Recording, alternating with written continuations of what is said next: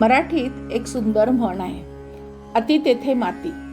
संस्कृतमध्ये म्हणतात, अति सर्वत्र वर्जयेत. कोणत्याही गोष्टीचा अतिरेक टाळावा. समर्थांनीही दासबोधामध्ये हेच स्पष्टपणे सांगितलेले आहे. अति सर्वत्र वर्जावे, प्रसंग पाहोनी चालावे, हट निग्रही न पडावे विवेकी पुरुषे. म्हणजे विवेकी मनुष्याने कोणत्याही गोष्टीचा अतिरेक करू नये.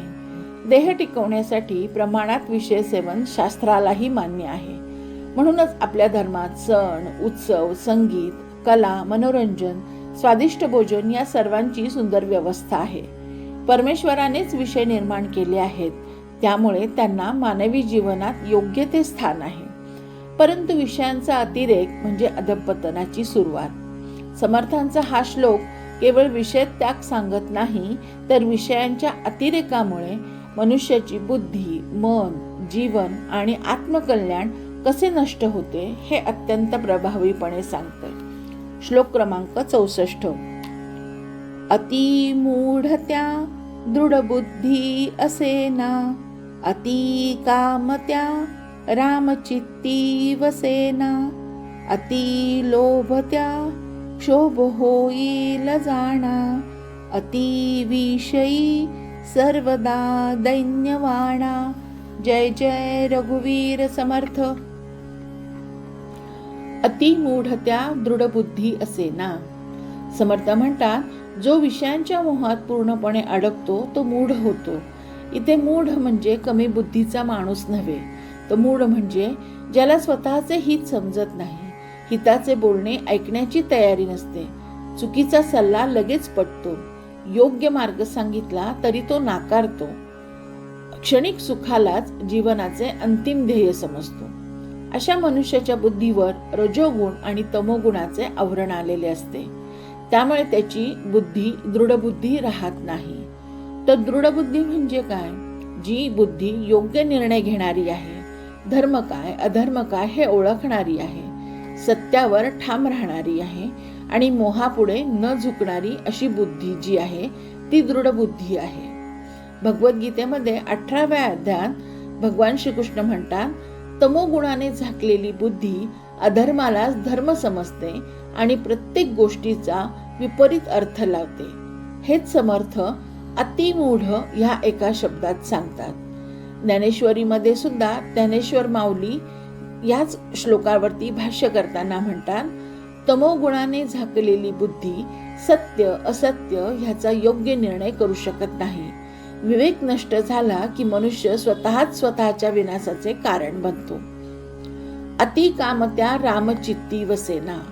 ज्याच्या मनात कामवासनेचे अतिरेकी विचार भरलेले असतात, त्याच्या मनात राम कसा राहणार? इथे समर्थ केवळ शारीरिक विषय भोगाबद्दल बोलत नाहीत, तर ते विषय चिंतनाबद्दल बोलतायत. विषय सेवनापेक्षा विषय चिंतनाचा संस्कार अधिक खोल असतो. एखादा विषय संपतो, पण त्याचे चिंतन सतत सुरू राहिले तर मन पुन्हा पुन्हा त्याच विषयाकडे धावत राहते. म्हणून समर्थ मनाला निर्विषय होण्याचा उपदेश करत आहे. भगवद्गीतेमध्ये 2ऱ्या अध्यायामध्ये भगवान श्रीकृष्ण म्हणतात, विषयाचे चिंतन केल्याने आसक्ती निर्माण होते, आसक्तीतून काम उत्पन्न होतो, कामातून क्रोध, क्रोधातून मोह, मोहातून स्मृतिभ्रंश आणि अखेरीस बुद्धीचा नाश होतो. यातून स्पष्ट होते की विनाशाची सुरुवात विषय भोगाने नाही तर विषय चिंतनाने होते. एकनाथांनी भागवतामध्येच देखील हेच सांगितलेले आहे.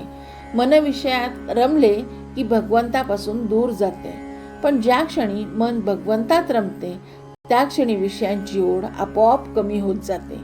म्हणूनच भक्ती म्हणजे केवळ पूजा नाही, तर मनाचा विषयांकडून भगवंताकडे होणारा प्रवास आहे.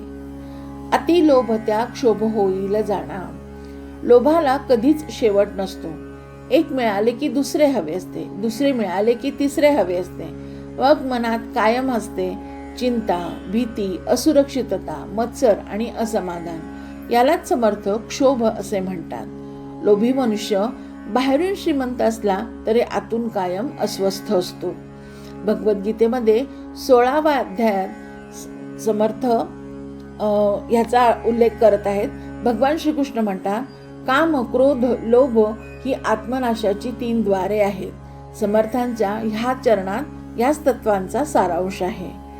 अतिविषयी सर्वदा दैन्यवाणा. समर्थ शेवटी अत्यंत मार्मिक निष्कर्ष देत आहेत. जो विषयांच्या मागे धावत राहतो तो शेवटी दैन्यवाणा होतो. दैन्य म्हणजे आर्थिक गरिबी नाही, तर खरे दैन्य म्हणजे मनाची गुलामी, इच्छांची भीक, समाधानाचा अभाव आणि आत्मानंदाचा विसर. अज्ञानामुळे माणूस समजतो की सुख हे विषयातच आहे, म्हणून आत्मारामाकडे दुर्लक्ष होते. यातून दुःखाची अखंड परंपरा सुरू होते. आपण ह्यासाठी एक उदाहरण पाहू शकतो. एका तरुणाला सुरुवातीलाच फक्त थोडा वेळ मोबाईल वापरायची सवय असते. नंतर तो सतत सोशल मीडियावर रील्स पाहू लागतो. सुरुवातीला तो फक्त मनोरंजन असते, नंतर दिवसभर त्याच विचारात मन रमते. कामात लक्ष लागत नाही, अभ्यास कमी होतो, घरच्यांशी संवाद कमी होतो, झोप बिघडते, मन अस्वस्थ होते. काही वेळ मोबाईल हातात नसला तरी मनाला त्याचेच विचार सुरू होतात. इथे विनाश मोबाईलमुळे झाला नाही, मोबाईलच्या सततच्या विषय चिंतनामुळे झाला आहे. हेच समर्थ सांगतात, विषय सेवनापेक्षा विषय चिंतन अधिक घातक आहे. समर्थ विषयाचा पूर्ण निषेध करत नाहीत, ते अतिरेकाचा निषेध करतात. प्रकृतीच्या नैसर्गिक गरजा पूर्ण करणे आवश्यक आहे, पण कृत्रिम सुखाच्या मागे धावत राहणे म्हणजे स्वतःलाच विनाशाकडे नेणे होय. काम, लोभ, क्रोध, मोह, मद, मत्सर या विषयांना मर्यादा असली पाहिजे. विकार परमेश्वराने निर्माण केले आहेत, पण त्याचे स्वामी आपण असले पाहिजे, गुलाम नव्हे. ज्या मनात राम आहे त्या मनात विषयांची सत्ता राहत नाही. ज्या मनात विषयांचे साम्राज्य आहे त्या मनात राम राहत नाही. समर्थ ह्या श्लोकातून एक अत्यंत गहन आध्यात्मिक नियम सांगतायत. मनाला विषयांपासून दूर करण्याचा प्रयत्न इंद्रियांना दाबून होत नाही, तर विषय चिंतन कमी करून होतो. मन जिथे जाईल तिथे जीवन जाईल, म्हणून मनाला विषयाकडून आत्मारामाकडे वळवा. तेव्हाच बुद्धी दृढ होईल, लोभ शांत होईल, काम मर्यादित राहील आणि जीवनातील दैन्य नाहीसे होऊन खरा आनंद प्राप्त होईल. जय जय रघुवीर समर्थ. ह्या श्लोकाप्रमाणे इतरही श्लोकाचे अर्थ जर आपल्याला जाणून घ्यायचे असतील तर कृपया माझ्या चॅनलला सबस्क्राईब करा. ह्या श्लोकाचा अर्थ मला जसा समजला तसा मी उकलण्याचा प्रयत्न केला आहे. यात जर काही त्रुटी असेल तर क्षमस्व.